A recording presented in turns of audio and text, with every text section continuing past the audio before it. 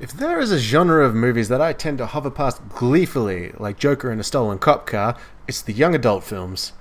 I went and saw the first Hunger Games to see what the fuss was about, and I was pleasantly disappointed. The world was going crazy for this movie, and it was, in lack of a better word, shit. I didn't even bother to watch any of the sequels, and to this day, I don't even remember what the first one was like, and I have no immediate plans to revisit it. And then I thought I would give Divergent a go. Oh, what are you doing, Jai? You're better than this! But I couldn't see anything different between this one and the Hunger Games, so I turned it off halfway and never looked back. Maze Runner, just a bunch of kids dropped off in the middle of a maze filled with killer robots, just 'cause. I Am Number 4 was okay. Mortal Engines was an anime come to life, and I actually didn't hate this one. Ender's Game was ugh. The Fifth Wave was another half-movie experience waste of time for me. Why do I keep watching these? Mortal Instruments, Beautiful Creatures, The Darkest Mind, never gave him a chance because the genre had let me down so many times before. Some of these movies managed to have a slight bit of what could be considered a minute pixel of creativity, but ultimately, they made for a generation younger than I am. Therefore, maybe I just don't understand what they're about. But considering my maturity peaked at age 22, and since then I've been Benjamin Buttoning my way into my 30s, I should really be the key demographic for these films. But no. Each one that comes out feels cheaper, more poorly written, rushed, and much more of an obvious cash grab than the ones that came before. Perhaps you know them. Franklin, Grant, and Jackson. Although, Just wait! there was one movie in the genre that stood out to me. The Host. This was a much more subtle, slow-paced, world-building film. It is an alien invasion film, but diverges from being an action blockbuster. It rather explores the resilience of humans surviving through the invasion. Although the aliens are actually peaceful and they're there to protect the planet, right the wrongs of humans. This happens through the ETs inhabiting the humans' bodies, and they're taking control whilst the consciousness of the humans still remains, and they're unable to communicate with anyone around them except the alien. And it really reflects on some deeper philosophical questions. At what cost can we save the planet? Are humans better or worse for sustaining life? This movie's lead actress is played by the actress whose name I don't know how to pronounce. Sase Saucy Sayerson.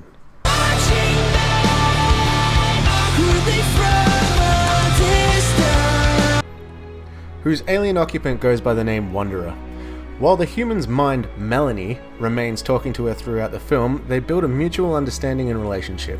Melanie guides Wanderer back to the humans where she came from, and she begins to feel empathy for them, building a loving relationship with one guy, whilst Melanie's ex-partner is aware that she's still alive in her head, but can't be with her, and watching her make this other relationship with the other guy.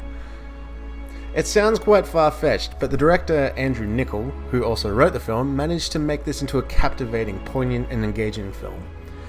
There were only a couple of big-name actors in there, the actress whose name I cannot pronounce, Diane Kruger, William Hurt, and there's a brief cameo from Emily Browning. The acting was good enough for the movie, but the actress whose name I cannot pronounce, she was phenomenal as both Wanderer and Melanie. The interaction she had with only her voice in her head was well crafted, greatly performed, and at times really funny. The absolute drive of the movie was central with this character and the struggle of both of them. One building empathy and sadly wanting to die to help the human in her head, when Melanie, the voice in her head, doesn't want the alien Wanderer to die after living with each other for so long. A symbiotic relationship between a human and an alien in one body, if you will. Sounds familiar. We are Venom. The soundtrack is absolutely gorgeous. A great mixture of digital and orchestra, perfectly capturing each moment. Violin hitting at the heartstrings in moment of bereavement.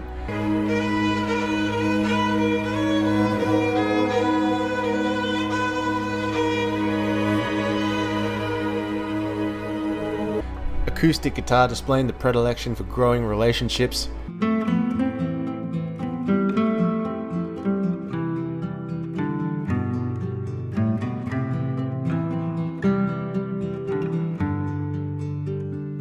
Antonio Pinto isn't really on par with composers such as Hans Zimmer or John Williams, but he fucking nailed this score.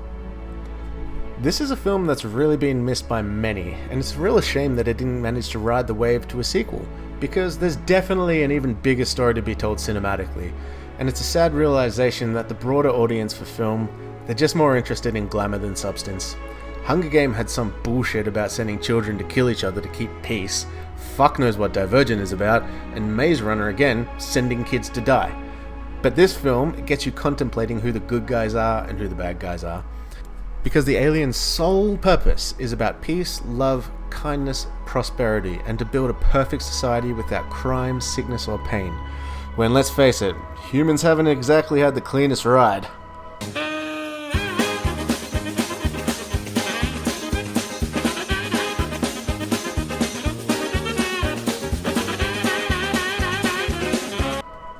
In the opening monologue, William Hurt's voice explains that the Earth has been healed. No more hunger, no more pollution. Everything is tip-top, and life is great, except for the total eradication of the conscious human mind. Whether this is a big allegory for climate change, electric cars, or solar-powered dildos, I'm not 100% sure. But each and every car they drive in this movie is running on good old petroleum, so I'm gonna rule climate out. It is still an implantation of what a peaceful society can look like, and it looks fucking boring. But kind of beautiful at the same time.